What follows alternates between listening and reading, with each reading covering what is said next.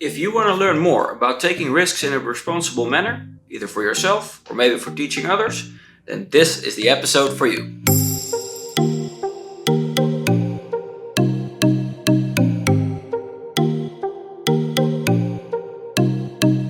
Welcome to Flight Coach. My name is Bas van Duin and it is my mission to help you get more out of life and your flying career through having less stress and more skills. This is part 2 of my series Responsible Risk Taking. And in this episode we'll go into more details about the different factors that play a role in your decision making. We come up with another example for you to make it easier to relate to the subject of responsible risk taking. And we're going to talk about in what moments in time are you actually taking risks. Because in contrast to what you might think, that is not only when you are flying. Most risks you are taking on the ground. This is part 2 in the series about responsible risk taking. If you have not yet seen part 1, I highly recommend that you do that first. I will leave a card right up here.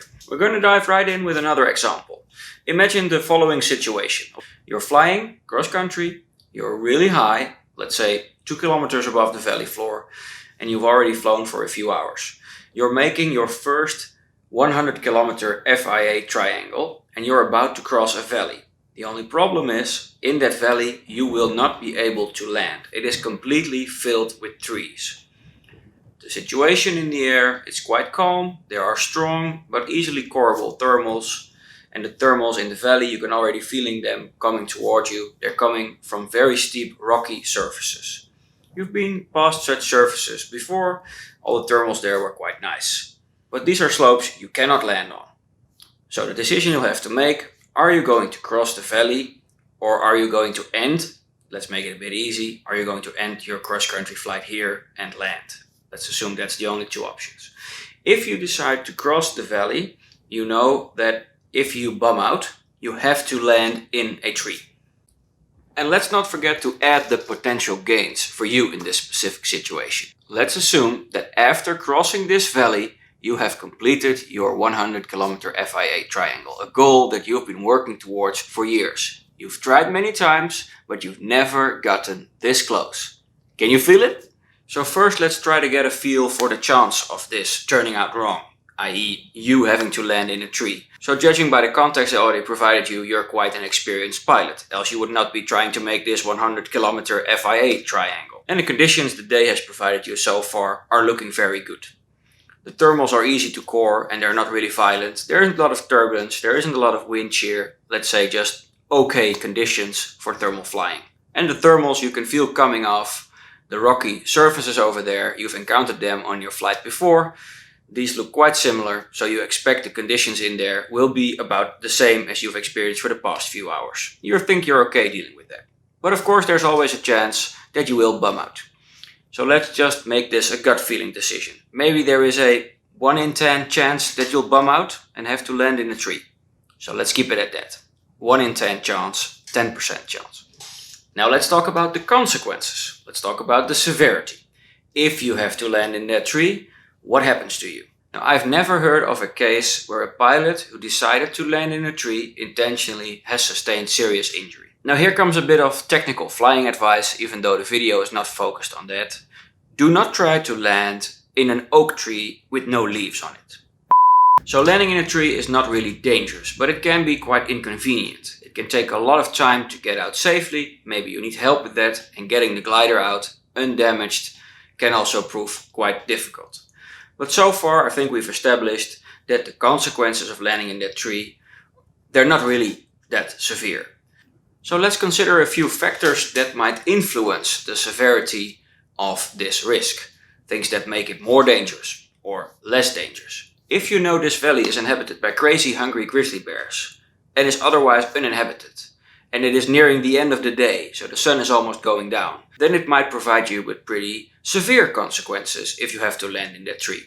From the other hand, it's only halfway the day, there are plenty hours of sunlight left, and the valley is densely populated. You can see roads going through, and you see people driving their cars. You know that people also need a spot to park their cars. So maybe even though you can't see it from here, maybe be a spot down there where you can put your glider on the ground safely without having to land in a tree. These circumstances may make the severity of this decision a lot less. Might be a good idea to bring in the risk matrix once again to put this risk into a little bit of perspective. So if we take a look at the base example, then I would position myself, I would value this risk around here. And if we would take a look at the situation with the grizzly bears, I think we should move here. And then in the situation where it is a really hospitable area, we see a lot of roads, a lot of cars driving around, then I would place the risk here. You see where I'm getting at? All these different circumstances, they change the severity. And there are of course a lot of examples that will change the probability as well. So you have to decide what your valuation of the risk is. So I hope you see where I'm going with this example and the previous example.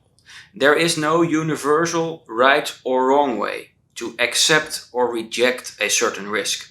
It all comes down to your personal evaluation. And I hope that the things that I've shown you so far can help you in making that determination for yourself in the situations you encounter. Now there is a huge list of factors that you should consider when trying to determine the probability and the severity and thereby your valuation of a certain risk. And I will go into a few of them which I think are quite common, and you can maybe make mental notes of them to go over them when you're trying to make a decision. So the things I would advise you to think about is your skill, your fitness, both in general and the fitness for that day. You know, if you've been drinking till quite late and you didn't sleep very well, your fitness for that day can be a lot worse than on other days. That means that your responses to certain situations will be delayed and might be a lot worse than you would in other circumstances. So this can increase the severity, but it can also increase the probability of something going wrong. Your gear, your flying buddy, your level of flying, the meteorological conditions, both that point in time and the forecast, the time of day, and many, many, many more. I would love to hear from you. Please leave a comment down below what other factors you consider when making decisions based on risk. So when actually are we taking risks? Well, all the time. Literally. I might die right here, right now, because the piano of my neighbor upstairs comes crashing to the ceiling and squishes me like a little bug. If that should happen, I hope it does after I finish this series about risk taking, so at least you guys learn something from this happening.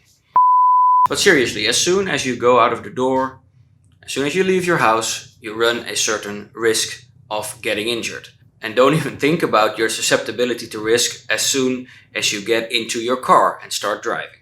So now let's zoom in a bit on our specific subject, flying, and define a few moments in time when we are actually accepting or rejecting risk. So the first category I would like to call the fireplace. It's a situation in which you're just sitting down, relaxing, thinking about your flying, but you're not flying at that point in time. Within the fireplace category fall long-term decisions, things that you're planning ahead. Like what kind of gear are you going to fly? Are you going to fly with that high B-wing even though you only have 100 hours of flight time? Or are you going to go with the A-wing? What kind of shoes are you going to buy? By the way, I made a nice video about choosing high or low shoes. You can check it out via the card. What school are you going to choose? The one close by where your buddy flies? Or the one further away with a great track record? Who do you want to be inspired by? People doing wingsuit flying? Always pushing the edges? Or your ex-instructor who's 60 years old and leads a fulfilling life in harmony with this great sport? And the other category is what I call the planning phase. So you're trying to decide when your next flying trip, your next flying day will be. And questions that come up in this phase are, when are you going to go fly? In the beginning of spring, when the thermals are ripping through the air? Or at the end of the season, when the thermal activity is a bit less, but it can be quite hot? Who are your flight buddies? Where are you going to fly? An area with great cross-country potential? What's the medical infrastructure like there? Next category, on-site. At what time do I launch? Which conditions are acceptable to me? What route am I going to fly? And the last one is the category, you're in the air. We're finally flying. A point that also came up in the previous category is, what route am I going to take? Because it stays actual, both on the ground as in the air. You may have to adjust it. How much distance do I keep from the ridge, from the mountains, from the obstacles? How much distance am I going to keep from my buddy Ed who's flying over there? And how much distance should I keep from the guy with the red glider over there who flies like he's mentally ill? Are the meteorological conditions still acceptable? So all these questions are questions that I have asked myself over the past few years. I think it can be very useful that you realize that there are different moments in time that you're actually, and I hope now consciously, thinking about accepting or rejecting a risk. And that is not only in the air. And of course, this is just the tip of the iceberg. There are way more questions for all these different categories that you can ask yourself or maybe your flying buddies. Open up a good conversation when you've just opened up a nice can of beer. I would really love to hear the things that you and your flying buddies come up with. Please drop them down below in the comments. In next week's episode, I will continue on the subject of responsible risk-taking and zoom in on a topic that I would like to call scenario thinking. A way to analyze the different things that you may encounter in the air and to project them over different scenarios and to choose based on one of those. If you appreciate the content I'm making, I'd love to hear from you in the comments, but also please remember to press the like button. That way YouTube shows my video to other potential viewers and thereby you're helping me help other people fly with less stress and more skills. See you next time. See you in the air.